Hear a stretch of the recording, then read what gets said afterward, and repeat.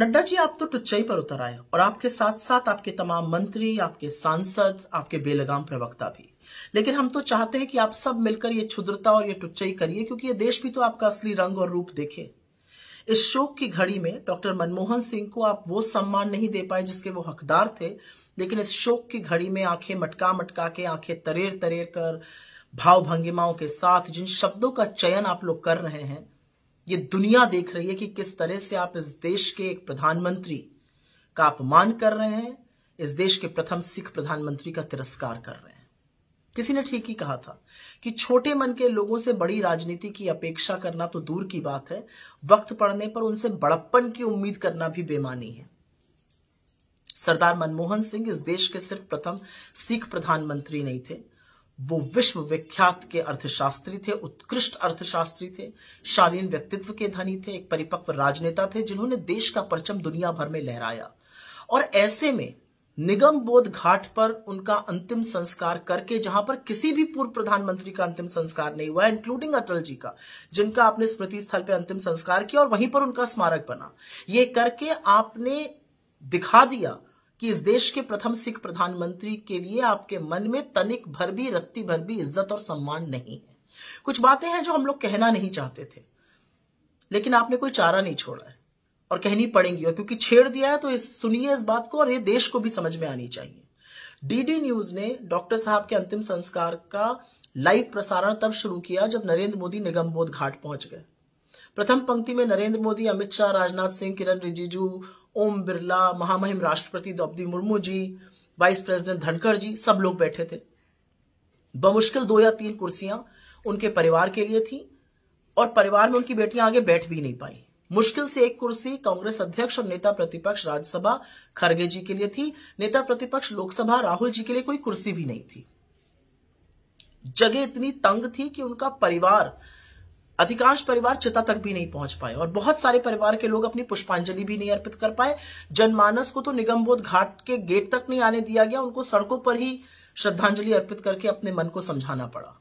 जो विदेशी राजनयिक थे वो इतने पीछे बैठे थे कि उनको वहां से कुछ दिख भी नहीं रहा था, इतनी तंग जगह थी। और जो डीडी न्यूज का कैमरा था उसका सारा फोकस मोदी जी पर था। परिवार ही नदारद था, तो ऐसे में ये उम्मीद करना कि राहुल जी या सोनिया जी या खड़गे जी को दिखाया जाएगा, ये भी बेमानी है। और उसी के दौरान, मतलब कितनी बड़ी विडंबना है कि जब डॉक्टर साहब को गार्ड ऑफ ऑनर मिल रहा था तो डीडी न्यूज का कैमरा और ये देश नरेंद्र मोदी जी की शक्ल देख रहा था, उन पर फोकस था। और उसके बाद बीजेपी की जाहिल लोग, आपके समर्थक, ये तक कहते हैं कि जिन राहुल गांधी जी ने डॉक्टर साहब को कंधा दिया वो अंत्येष्टि में शामिल नहीं हुए। खैर, आज वो दिन नहीं है कि ऐसे जाहिलों के साथ हम उलझे या उनको हम प्रत्युत्तर दें या उनको एक्सप्लेनेशन दें, वो हम करेंगे भी नहीं। लेकिन उस पंक्ति में बैठे हुए, उस अग्रिम पंक्ति में बैठे हुए भाजपाइयों को देखकर वो सारी बातें बार बार याद आ रही थी जो गलीच बातें इन लोगों ने डॉक्टर साहब के बारे में कही हैं। उनकी चाल पर, उनकी बोली पर, उनके नाम तक का उपहास इन भाजपाइयों ने उड़ाया है।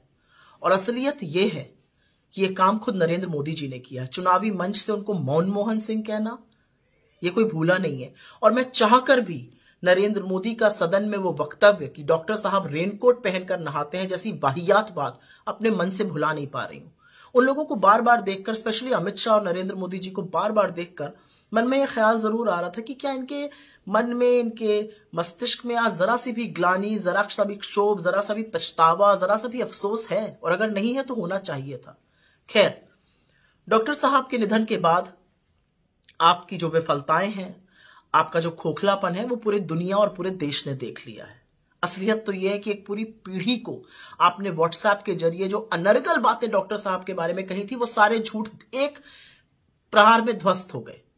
क्योंकि उन सब लोगों को डॉक्टर साहब की उपलब्धियां, विश्व में वो कितने विख्यात थे, उनका क्या कद था वैश्विक स्तर पे, वो उन्होंने इस देश को मुश्किल दौर में कैसे संभाला, अर्थव्यवस्था को कैसे सुदृढ़ रखा, वो सारे सच विस्फोटक होकर सामने आ गए। असलियत यह भी है कि आपके लाखों करोड़ों रुपए का जो झूठ का प्रोपेगेंडा था वो भी ध्वस्त हो गया। क्योंकि आज जो चर्चा है वो तो डॉक्टर साहब के देश के प्रति समर्पण की, उनके ज्ञान की, उनकी शालीनता की, उनकी गरिमा की हो रही है। तो लानत है आपके प्रोपेगेंडा पे। लेकिन आप देश के मूड को भांप नहीं पा रहे हैं। आप सिख समुदाय की सरदारों की अपेक्षाओं को भांप नहीं पा रहे हैं। आप ये नहीं समझ पा रहे हैं कि जो अवमानना आपने सरदार मनमोहन सिंह जी की है वो इस पूरे देश की अवमानना है।